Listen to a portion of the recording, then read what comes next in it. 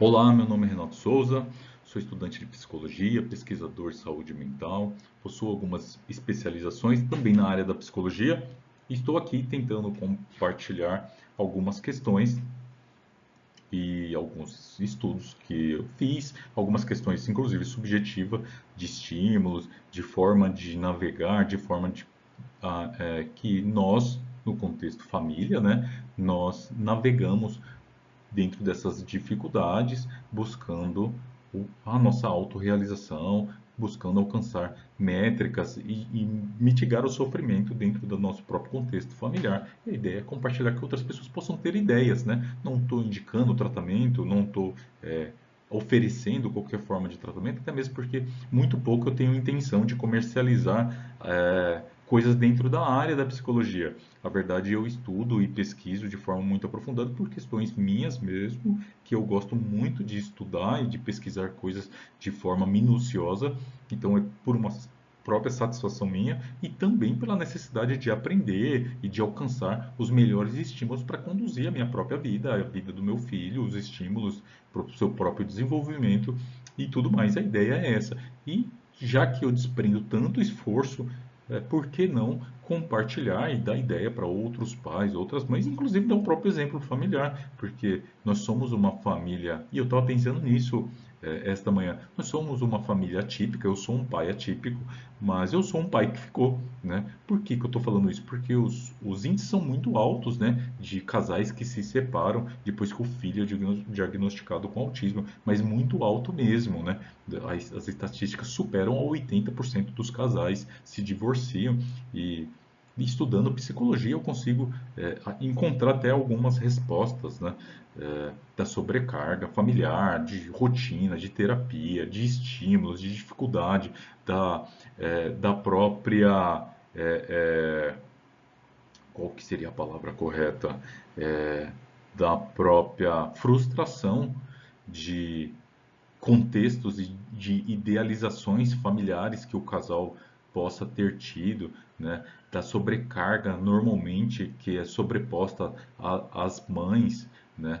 E os pais acabam procurando um alívio e por ter essa opção, né, de procurar esse alívio, de tentar encontrar esse alívio em outro casal, formando outra família e tudo mais, né? E achando suas justificativas, mas inclusive em função disso, né, dessa busca de, de encontrar uma vida mais tranquila, com menos sobrecargas de obrigações, de custos, né? Os custos ficam muito altos para famílias que têm um filho neurodivergente, porque a gente quer ofertar o melhor diagnóstico, não, o melhor tratamento, os melhores caminhos, as melhores terapias, o melhor processo educacional, tendo em vista que seu funcionamento de aprendizagem é diferente. Então a gente quer ofertar os melhores estímulos e isso eleva o custo do casal, né? Eleva o custo familiar, né?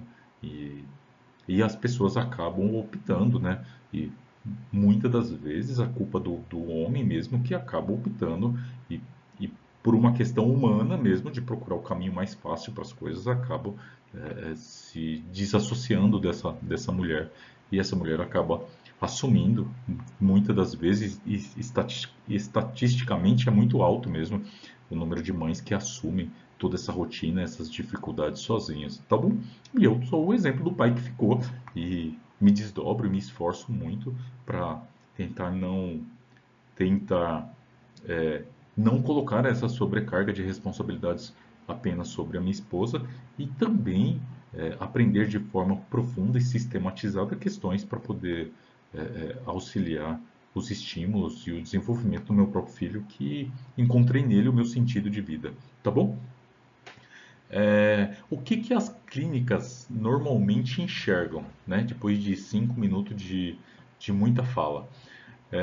As clínicas, normalmente, o processo terapêutico, e eu tenho até uma coisa mais profunda, mas é uma visão minha, né? Não pesquisei a respeito disso, tá ok? Mas é uma opinião, né?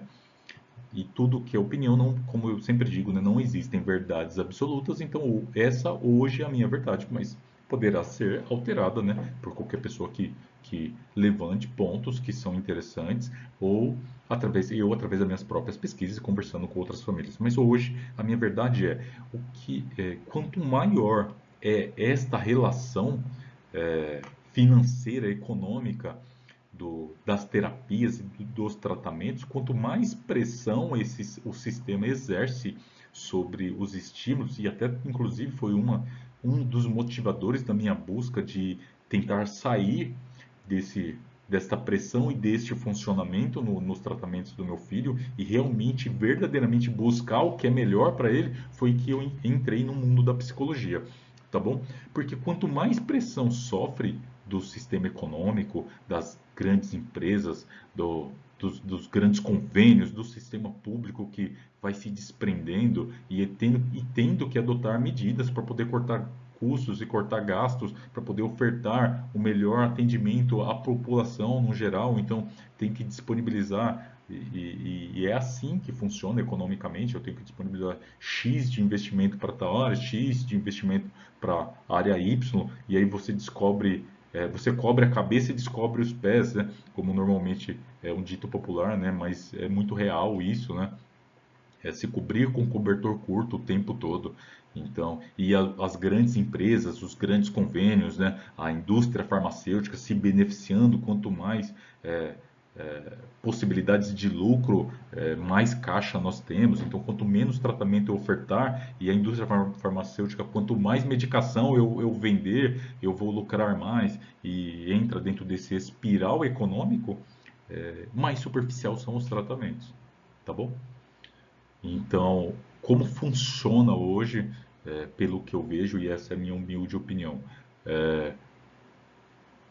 no autismo nível 1, por haver uma menor necessidade de suporte aparente, pelo fato da pessoa ter condições de navegar melhor o que a pessoa vivencia dentro do seu íntimo, o sofrimento que ela guarda para experienciar e tentar se regular no interior do seu quarto, no interior da sua casa, né? Se hipermedicalizando, sofrendo, passando por desespero, com índices de suicídio 9 vezes mais, isso é uma pesquisa americana de 2014, com índices de suicídio 9 vezes mais altos do que a população típica, né? A população neurotípica. Então, as pessoas com autismo, com o intelecto preservado, com o cognitivo preservado, elas se matam 9 vezes mais, né? Isso pouco importa para todo esse sistema que eu disse, contextualizando por que tende-se a ter um tratamento tão superficial, tá ok? Então, a preservação cognitiva e linguística, e até o que outrora era chamada de síndrome de Asperger, que é exatamente esse grupo de pessoas, e cientificamente foi considerado autismo porque compartilhava do mesmo processo de terapias, pelo mesmo benefício, com os mesmos estímulos, pelos benefícios que recebiam com os mesmos tratamentos, e porque se comunicava diretamente com o autismo pelas próprias condições genéticas, pelas próprias dificuldades, mas de uma forma talvez clinicamente falando menos invasivas, menos impactantes, ou não de forma tão inviabilizante dessa pessoa experienciar a sua própria vida, né, dessa pessoa ter pelo menos a possibilidade e ter a potência de navegar melhor na sociedade. Ela era vista de forma distinta, mas não fazia sentido, né? Então foi aglutinado, né? Com tudo autismo no nível 1, síndrome de Rett, síndrome de Asperger, transtorno degenerativo da infância e mais algumas outras questões do DSM-4 para o DSM-5. Tá bom? E é isso que as clínicas normalmente tentam ver, é o que elas enxergam por essas pressões econômicas, né, sistemas econômicos, pressões dos grandes lobbies. Elas enxergam dessa forma, elas tratam também dessa forma, hipermedicalizam e beneficiam o setor farmacêutico e acaba não desprendendo os esforços necessários para atender o custo oculto de navegar numa sociedade de uma forma mais funcional, que é o intenso custo cognitivo interno, a adaptação forçada constante, a sobrecarga sensorial mascarado através de um sorriso e que eu consigo estar aqui no meio dessa festa, mas que com 2 horas de festa, normalmente essa pessoa. E aí é mais fácil, né?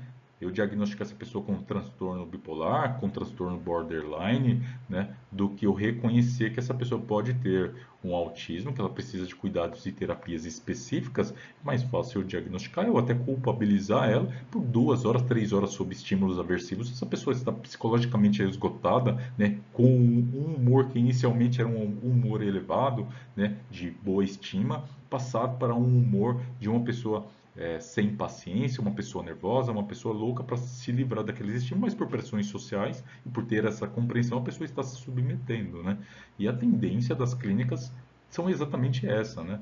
E aí, como eu falo no meu artigo, que eu faço um contraponto, né, do imenso número de comorbidades associados, e agora eu vejo, inclusive, de melhor não diagnosticar com autismo e eu diagnosticar apenas com as comorbidades, né? E tudo se comunicando de uma forma muito autística, né, no indivíduo. É melhor eu falar que essa pessoa tem TDAH, que essa pessoa tem transtorno borderline, que essa pessoa tem TOC, que essa pessoa tem TAG, e não diagnosticar com autismo, porque senão eu vou ter que ofertar um tratamento muito profundo e sistêmico e dispendioso, né? Um tratamento que é caro, né? E talvez o único benefício que a pessoa com autismo nível 1 realmente tenha e que faça diferença é que ela precisa de tratamento, né? Porque outro benefício social, principalmente o autista adolescente, a pessoa com autismo de nível 1 adulto, ela tem a possibilidade de cortar uma fila, né? E a pessoa não vai se diagnosticar, procurar tratamentos caros e intensos, né? E mover os sistemas de saúde e de convênios em função de receber esses tratamentos, simplesmente para ter o benefício de cortar uma fila ou de estacionar o carro mais perto da porta do mercado, tá bom?